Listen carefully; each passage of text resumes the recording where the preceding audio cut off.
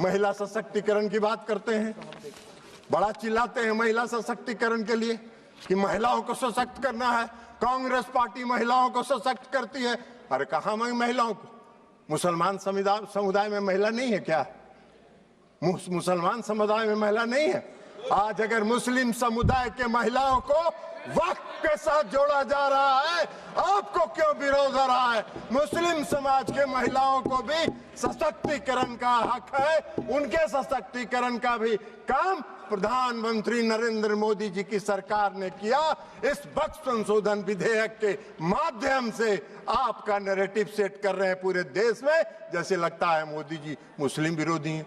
मोदी जी पारदर्शी, मोदी जी सेकुलरिज्म, जिस तरह नीतीश कुमार जी ने बिहार में सेकुलरिज्म स्थापित किया, प्रधानमंत्री नरेंद्र मोदी जी भी पूरे देश में सेकुलरिज्म को लेकर आगे चल रहे हैं। समाज के हर तबके के साथ, समाज के हर वर्ग के साथ, देश के हर राज्य के साथ एक साथ काम करके उसको विकसित करने का काम कर रहे हैं, इसलिए कि उनका विजन, उनकी सोच व्यापक है।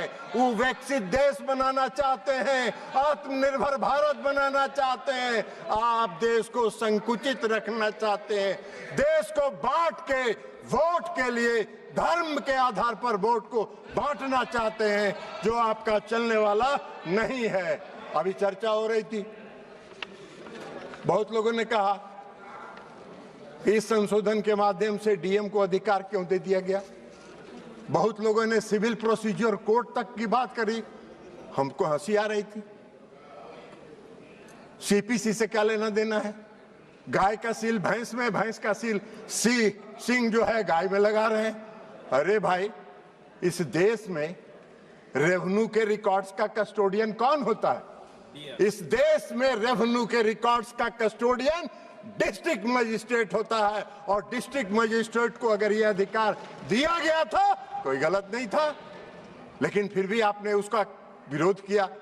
तो भाई सरकार ने सोचा कि चलिए आपके विरोध को मान लेते हैं, और उससे बड़े अधिकारी को दे दिया ये अधिकार। लेकिन रेवेन्यू के रिकॉर्ड्स का कस्टोडियन जिलाधिकारी होता है। आपका अगर झगड़ा होगा, मेरी संपत्ति का अगर झगड़ा होगा, वेणुगोपाल जी आपकी संपत्ति का किसी से झगड़ा होगा, तो कहां जाते हैं आप? खतियान देखने के पास? किसके पास जाते हैं? वही डिस्ट्रिक्ट मजिस्ट्रेट के यहाँ, वही डिस्ट्रिक्ट मजिस्ट्रेट की अदालत में जाते हैं। एक आम मुसलमान भी आज की तारीख में, आम नागरिक अगर मुसलमान का है और उसकी व्यक्तिगत संपत्ति पर कोई विवाद होता है, तो वो जाता है डिस्ट्रिक्ट मजिस्ट्रेट के यहाँ, और वहीं से उसको न्याय मिलता है। तो आम मुसलमान डिस्ट्रिक्ट मजिस्ट्रेट के दफ्तर में जाएंगे, उनको न्याय मिलेगा।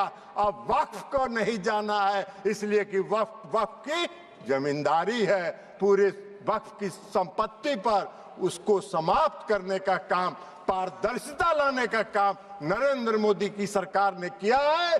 इसका स्वागत करना चाहिए, इसका विरोध नहीं होना चाहिए। अब आप कह रहे हैं कि ट्रिब्यूनल की बात आती है। भाई क्या ट्रिब्यूनल में क्या दिक्कत है? आज का क्या कानून है? आज का क्या कानून है? आज का कानून यह है जो पाप किया आपने 2013 में। आज का कानून क्या है कि अगर कोई वक्त, जो सुबह में रिजिजू साहब मंत्री जी जो भाषण दे रहे थे, उन्होंने कहा कि धारा 40 को खत्म कर दिया हमने।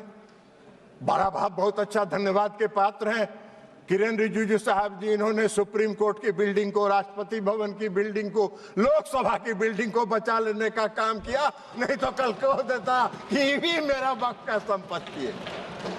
भाई आपका कौन सा कानून है इस देश में?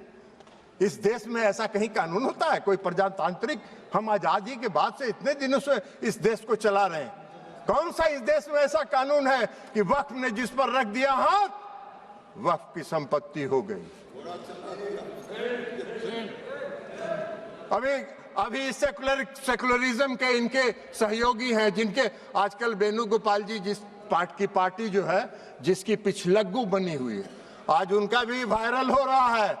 इसी लोकसभा में उनका दिया हुआ भाषण वायरल हो रहा है, जिन्होंने कहा है कि पूरे डाक बंगला चौक को पटना के वक्फ वालों ने कब्जा करके रख लिया है, सख्त कानून बनना चाहिए और उन लोगों को विदा करना चाहिए।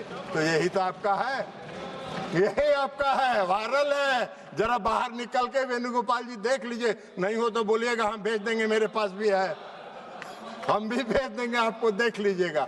तो आप वक्फ की संपत्ति में को अगर आज समाप्त कर दिया उस धारा को, तो बड़ा बढ़िया काम किया। हम धन्यवाद देते हैं रिजिजू साहब के, जिन्होंने इस देश को बचा लिया और इस देश के कई लोगों को इस शिकंजे में फंसने से बचा लेने का काम इन्होंने किया है, इसलिए हम उनको धन्यवाद देते हैं। अब ट्रिब्यूनल की बात है। ट्रिब्यूनल में ट्रिब्यूनल का क्या था भाई? कल इस कानून के तहत ट्रिब्यूनल में जाइए, ट्रिब्यूनल में जाके आप साबित करिए कि वक्फ का संपत्ति नहीं है, ये मेरा संपत्ति है, और उसको 5 साल तक 10 साल तक ट्रिब्यूनल सुनता रहेगा, और एक बार ट्रिब्यूनल फैसला दे दिया कि वक्फ वाले सही है, आप फिर कहीं नहीं जाइए, फिर उसी में रिवीजन फाइल करिए। यही तो आज का कानून था, जिसको खत्म करके इस सरकार ने पारदर्शिता लाने के लिए सिर्फ इंडिविजुअल को भी नहीं, अगर वक्फ को भी कोई शिकायत है तो वह भी अपील में जा सकता है, उसको भी आजादी मिल गई है। दो तरफा मामला साफ है। अब चलिए, जो सही होगा वही होगा, और यही काम नरेंद्र मोदी जी करते हैं, पारदर्शिता लाते हैं। आपको पारदर्शिता से चिढ़ है, आपको पारदर्शिता से नफरत है, तो इसमें मोदी जी क्या करें? उनका चेहरा आपको खराब लगता है तो मोदी जी क्या करेंगे? आपको पसंद नहीं है, उनके काम की प्रशंसा किया करिए। इसलिए आज